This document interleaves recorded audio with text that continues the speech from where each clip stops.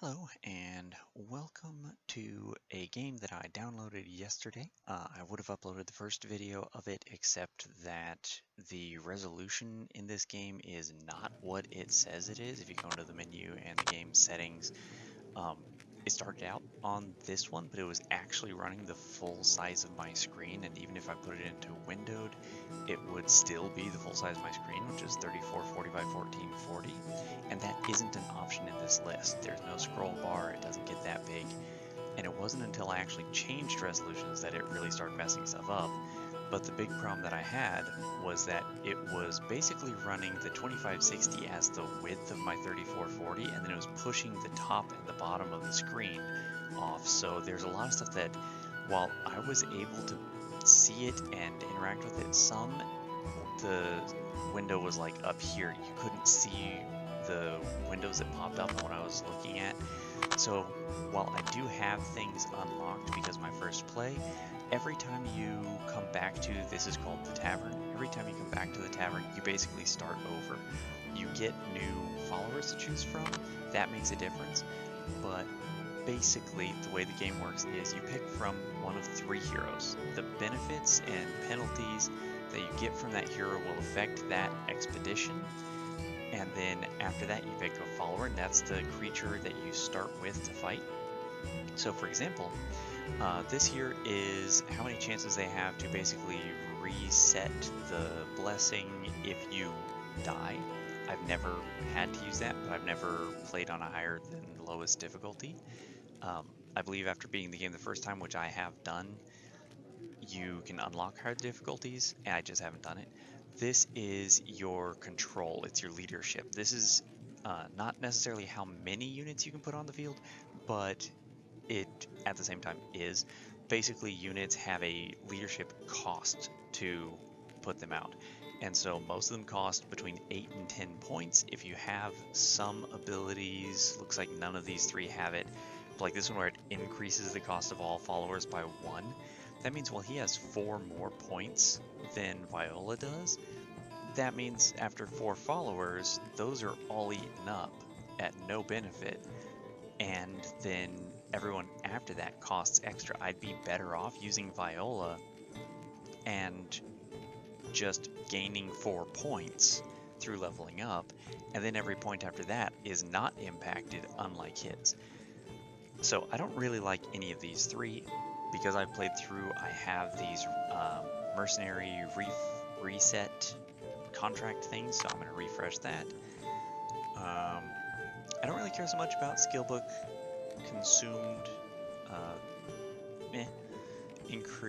Reduce the cost of nature followers by 1, that's good. Increase gold found, good. Bizarre followers are immune to leech and lifesteal, good. And max health of rangers by 13, good. This is all good, and she starts with 1 extra leadership. Reduce the cost of assassins, so I'm going to go with her. Now, because I have played through, I have all of these creatures unlocked, and you can see the ones that have a reduced cost, my nature creatures, they're in green instead of their normal cost. Like this Goblin Hunter, he's really good. He has 13 range, and his passive skill is when causing a basic attack, there's a 10% chance that he will shoot an additional arrow, which will cause a basic attack. Which means if you RNG really well, you can get multiple attacks off of this guy really easily, and then as he levels up, he starts causing poison and poisonous blood effects to the targets. So he's really good, and he's really cheap. He's actually a bit of a powerhouse. So is this guy. This guy's a summoner. I've had quite a bit of HP on him. What summoners do is they summon a creature which attacks things. He summons a clone of himself that has half of his health, attack, and numerical attributes, but by the time you get him to level 4, he summons 3 clones. They no longer count as summons, but they're boosted by summon attributes. They cause bleed, poison, and stun. And so these are all really good as far as his clones go. So I think between the two, I think I'll start with the Underground Lord because he is cheaper, although he's level 2. The Goblin Hunter is also level 2. This Duel Master is level 1, and the Ghost Sorcerer is level 3. I don't know exactly what the levels do, they don't seem to impact stats, but I'm going to select him. Because I have beaten it, I can insert a featured gem, which you get for beating the bosses or the Gemini Palace, which is the final boss. You have to beat 6 levels to unlock the Gemini Palace. Insert featured gems to challenge higher difficulty games and get better rewards. I might as well do that. They basically go over, you see the sell price in the bottom right is 10, it goes up to 15 for those, 12 for these, so it basically scales in power. So, transmogrification rate, rarity of items found, quantity of gold. Gold, in my experience, is kind of more valuable than rarity of items, but at the same time, the rarity here is really good. This one, allies whose initial class is ranger is reduced by 1, which would kind of hurt my goblin, but my goblin is level 1, so I don't think that's actually going to be a problem for me. I'm going to take this one. And so now it's on hard difficulty. And let's see, increases enemy levels by 1, boss gains an additional passive skill, enemies activate over 20 personal synergies, 15 equipment suits. So basically, it's just going to be harder. I didn't have too much of a problem on the last run through. Now, this is something that only shows up after you've beaten you either beat the game or retreat, and then you sell some of the stuff that you get out of the chests for these crystals. Whatever you buy here only applies to this run. When I finished my last run, I had 15 of this sand. I have 2 right now. So I could buy some of this mysterious sand and reset map modifiers. But I think what I'm going to do is go for this silver coin. Silver coin can be used to buy extra units or extra skill books or extra equipment. And since I only had 20, that's all I got. Everything now costs 20. The first one, you have to talk to her and either do currency exchange here or click let's go. If it's the first time ever, you have to click let's go to close that and go through here. The way that this screen works is it tells you who you're going to be fighting. Like this will be fighting a Goblin Hunter, and the symbols underneath them are just a quick preview of who they are, so you don't have to hover over everything. So this is the Hunter icon, that's the Nature icon. This is the Warrior and Savage, this is the Warrior and Bazaar. And then up here, this section, this is what you have a chance to unlock. So like my Goblin Ranger is Ranger. My Goblin Ranger is also Nature. So if I choose this one, I have a chance for Nature Champions and a chance for Rangers. I also have a chance for Boots or Gloves. So I'm going to fight this one because I have 2 chances of getting that Goblin Ranger. What happens here, you don't have any control over what they do, but you can click Fighting, it's auto battle. Once you unlock your hero skills down here, then you can influence the battle directly. I'm not exactly sure what it takes for him to act. There we go.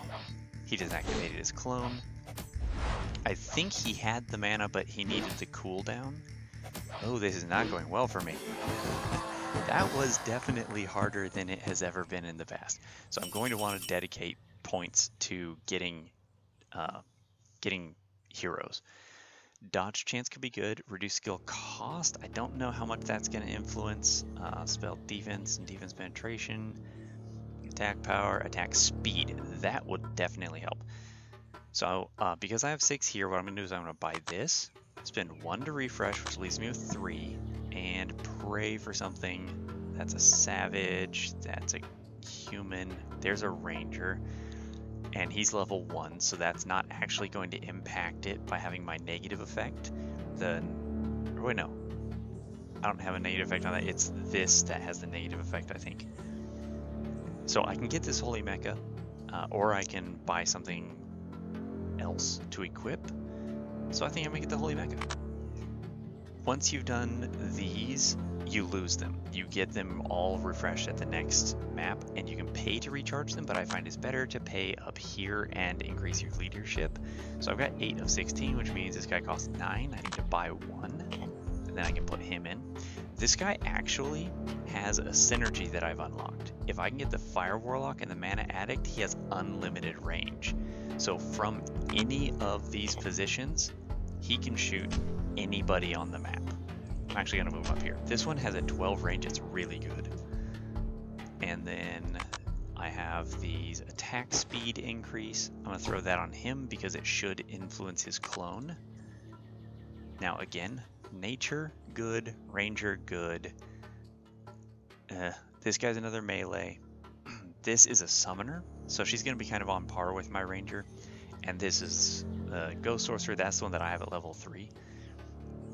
I don't like any of the stuff on here. I like the nature. It gives me another chance at the goblin. And I like the ranger and the mage over here. I did a really good run with ranged units, being rangers, mages, and some summoners. So I'm going to do this one. Even though the Earthshaker is a pretty beefy person, looks like he's level 2. My Holy Mech is only level 1. But now that I've got him adding in DPS, I should have a much easier time taking him on. Man, Arsenal is full. Got my clone out. Battle's over. No reason to have the game running at slow speed though. Let's see, Silent Sword. What do I get? Reduce the cost of nature allies. Allies' Bazaar followers are immune to Leech and Lifesteal. So this is a Bazaar follower. This is a Bazaar follower. And he's an assassin, so he does a high DPS. So I think I'm going to get him. I'm going to refresh because another attack speed increase would actually be pretty good. I think I'm going to get that. And then just to see what it was, I'll refresh. I couldn't have bought him because he's going to cost 3 and I would only add 2 left. But I could have gotten an attack speed 28, 12% dodge chance instead. This would have been better. So now this guy costs 8, but I only have 2 available. I can spend a lot of my gold. There we go. Now I have 6. Can't afford him yet, but after defeating 1 enemy, I'll get 2 more leadership. Then I can deploy this one to the field. So attack speed 28, throw that on my mecha, get him doing more. This person is the mystery shop. He will sell me things. So since if you look at the icons here, you can see like I know I will get a Bazaar follower if I do this, but it's really expensive. It might be good because I have 2 Bazaar followers, and I think there's only like 6 Bazaar followers in total, maybe 8. But if I get a Bazaar follower that I don't have, I can activate them. If I get a Bazaar follower that I have, I might be able to upgrade them. I'm going to get that, which gives me soul armor. It gave me 4 of them, which is enough to activate, but not enough to upgrade. Other than that, I don't think I'm going to buy any books yet. But I will get the light weapon because it's cheap-ish. Spell power 32. And boots. Crit, damage, and basic defense. Nice. So here, if I go to inactive and take the soul armor, I can activate it. So now that's in my actives here. Also costs 8, also Bazaar, so it also has the immune to leech effect and lifesteal, which is good. It's a warrior, which I don't have yet, so I'm going to give it that. I don't have a reason for spell power. This guy, if you look at the attributes, his spell power is 0, spell power 0, spell power 0, spell power 0. This doesn't benefit any of the people that I have yet. But once I beat this next enemy, it looks like they're already up to 2. Ranger. I'm going to go for this one again because I can get Bazaar or Ranger or Warrior, and if I get a Bazaar Warrior, it's going to be my soul construct down here, and that one will have a chance of okay, he's a summoner, he's a melee, he could hurt. But if I get more souls for my my soul guardian down there, then I have a much better chance of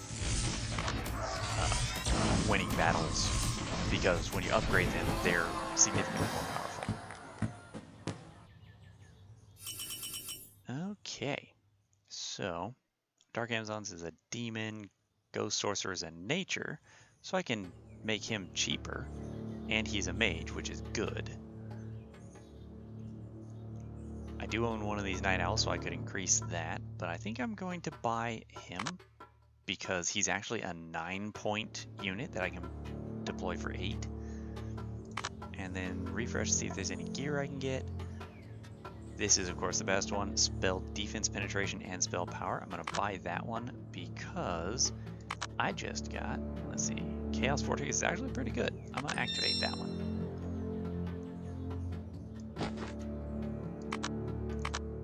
Now, Night Owl goes to the Ghost. Oh, he's an 8 that I can deploy for 7. That's even better. So now, if I put him, say, here, go to the next stage. Okay, this one's got 3 things that I'm using. From my experience, because this is early access, I really hope to see them add a whole bunch new creatures in. But from my experience, the nature set does not have a guardian champion. But there is a nature warrior, which again, I can deploy him cheaper than I could this one. So I'm going to buy that. There's my goblin. And because of something that I did, I have 7, so I can actually buy 3, refresh, and buy 3 again. So this Goblin Hunter is super useful. 24, 28, I can't afford him yet, so I think what I'm going to do is, because it's cheap, I'm going to replace the Holy Mecha. That way I get my 3 nature, which increases my spell defense. And then I will just move these. Because they're cheaper, I can deploy more of them faster. So right now I've got 6 points. I'll have 8 points after defeating 1 enemy, and that's enough to deploy the bear. Although, because it costs 8, I will probably deploy the soul armor. Nature, Summoner, and Bazaar. Let's do that one. Because if I deploy the soul armor, they're immune to life leech, whereas the bear is only cheap. Oof. You slow down. Now this, because I have him unlocked, for 2 points, I can buy souls for one of my existing champions.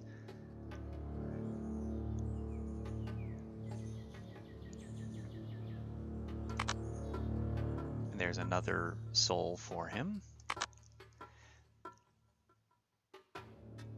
See, there's a 10-point champion, but I can't afford it. So I guess I'm going to have to get something like that one or this one. I'm going to take this one because it's a blue rank. But because it's spell crit chance, I'm going to want that on someone like the Ghost Sorcerer because he has spell power. Now I put the soul armor out front and put the crit damage and basic defense back on him.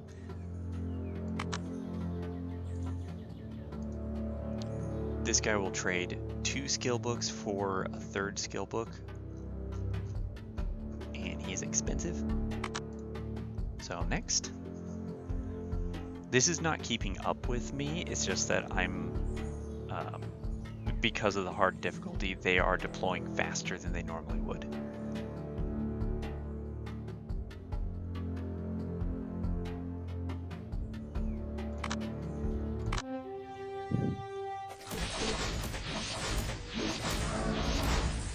So this vortex makes them move and attack 25% slower. Useful. Okay, 3 souls for my goblin, I'll take that. And now, that's a demon, that's a bizarre mage. Or I can get some gear and equip people, because I have lots of people I can deploy. So having him, I can actually close this and reopen it if I need to. What I can do is I can go through my list of people and their synergies. Like him, he has a synergy with the winter element. 40% chance of freezing the enemy for 2 seconds when he hits it, if I have the winter element and Stinger Scorpion deployed. Thunder Golem and Swift Impreza. Eidolon Ranger, Grudge Witch, Holy Mecha and Burning Chief, Mana Addict and Fire Warlock. Okay, so right now, I couldn't put together any of them if I wanted to.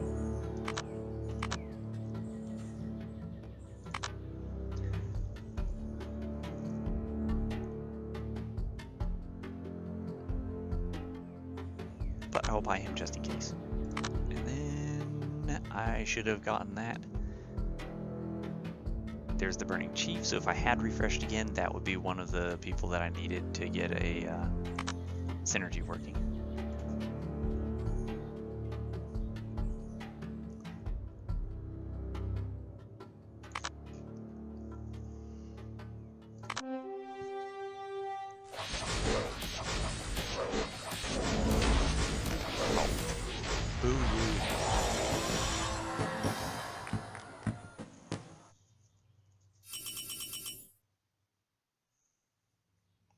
There's the Eidolon Ranger, and she's nature, so she's cheaper.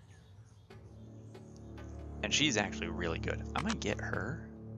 Dismember is not something that I would need. So get him, and then I guess I can only buy something. So let's get another attack power. Throw that on the Hunter. So the Ranger has 14 range. And let's see. Yeah, if she hits 5 times with basic attacks, she has a guaranteed hit and guaranteed crit.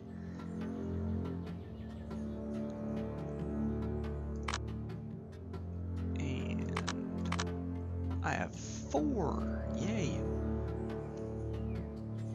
Now the bear, I think, has more HP by default than the soul armor, but my soul armor is level 3, whatever that means.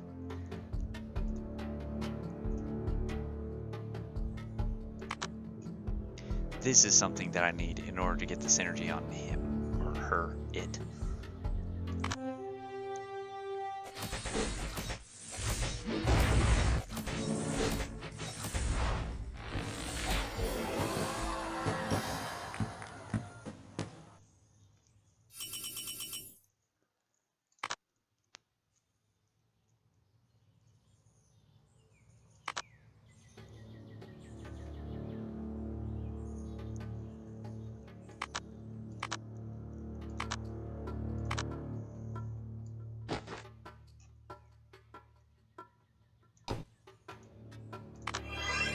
Go. Max health and basic attack up 25%, and now his attack goes from dealing 365 and it takes 1 second to charge the arrow. Now he charges it in 20% of a second and deals extra damage. Also, 3 leadership after defeating 1 enemy. That is going to be the boss. So the boss is kind of tanky, and it has an AoE, like a line attack, so it's probably best to come at it from multiple angles if I can.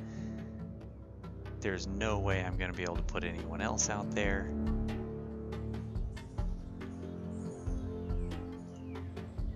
This guy will let me buy things and change the map stuff before going up against the boss in case I feel the need to.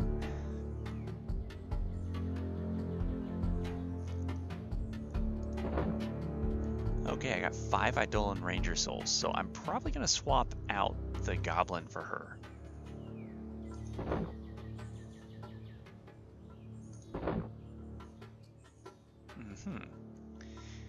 Alright.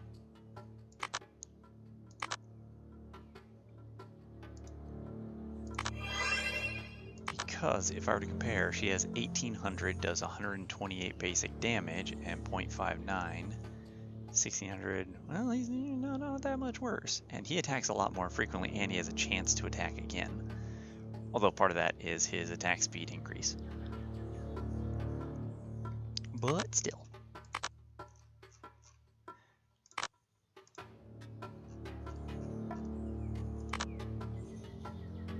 So if I got an Earth Shaker, his puppet's max health and basic attack would be doubled. And his puppet is an elemental puppet that has 25% of his max health, 40% of his basic attack, and 30% numerical attributes, exists for 12 seconds, and the spell defense of the targets attacked by the puppet are reduced by 15% for 5 seconds. I think his summons are way better. But considering I think I need to spend a little bit of this on gear. Make my people a little bit more tanky. Let's see, what's some cheap stuff? Looks like that one. Can't afford that one. Regenerate and basic defense penetration. Alrighty. Well, let's throw some max health on the Underground Lord because that's going to affect his summon, which has 50% of his health.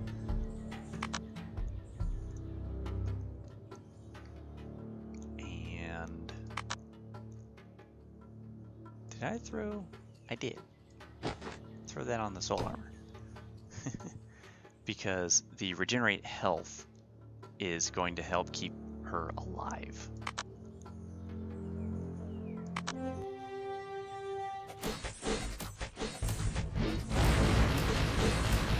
Ow. There we go. You get benefits. The first time you beat a boss ever, you get an extra 3. Looks like I got 2 on here because I beat it on hard. If you beat it within 30 seconds, you gain 1. If none of your allies die, you gain 1. So you can get, on easy difficulty, you can get 3 if you've already beaten the boss, or 6 if you haven't beaten the boss, give or take. And then you get numbers of these for winning the battles, which will allow you to do special things. Fire Warlock, if I recall correctly, I needed him for synergy, but I don't remember whether it was a synergy that I needed specifically. It's not someone I'm currently using. Holy Mecha. And I would need the Mana Addict. So the Fire Warlock is really useful in that regard. And then if I go down here, you can see all of them. So I can click on him, and with Soul Armor and Grudge Witch, he can stack Debilitate infinitely, which is critical chance 2% reduced for 10 seconds. But his attack just isn't that good. So Mana Addict, that's another ranger, which means that max health is increased 13%. I'm going to take him. I'm up to 8 because I beat the boss. When you beat the boss, you gain 1. I think I'm also going to take him. And then one of these. Now, that gave me 3 more, so I have 8. That gave me 9, 10. I like spending my money on this because I can get a huge army out that way. So, Mana Addict's level 1, Fire Warlock's level 2. I have 10 points that I can spend, so I can throw her out there.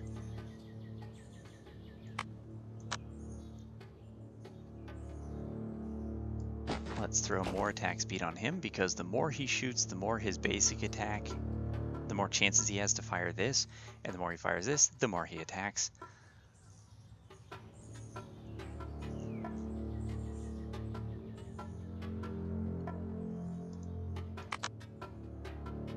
Yeah. I've got the Mana Addict and the Fire Warlock, so I can give the Holy Mecha unlimited range now.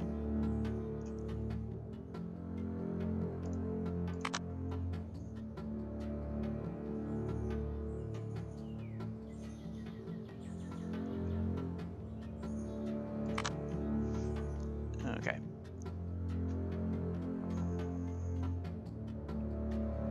So as far as that goes, I might as well throw the mecha out, which buffs my rangers now that I have 2 of them, which increases hit chance by 20%. I don't know if that applies to everybody or just the rangers. Just like I don't know if this applies to those 3 nature people or if that increases everybody's spell defense. The red ones let you move on. So, map exclusive effect. When allies, followers cast active skills, they will take 100 damage. So whenever my lord summons his pet, whenever my goblin ranger shoots his bow, then they will deal that extra amount. You can increase the difficulty of your run a little bit. These are persistent throughout the entire expedition, and you can find the green ones showing up here and the red ones showing up here. So these numbers are pretty low. And if you're doing debuff damage like poison, blood, stuff like that, then this would make it worse. This one, when enemy's basic attack hits, 8% chance to poison me. that's going to hurt a lot because they're going to hit a lot. Increase spell power by 28%. That would suck.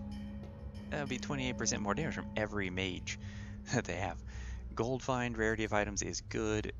Transmog success rate is actually really good. I think I'm going to take this one. And for the sake of it, I think I'm going to, let's see, is there a way to, yeah, save and exit. If I don't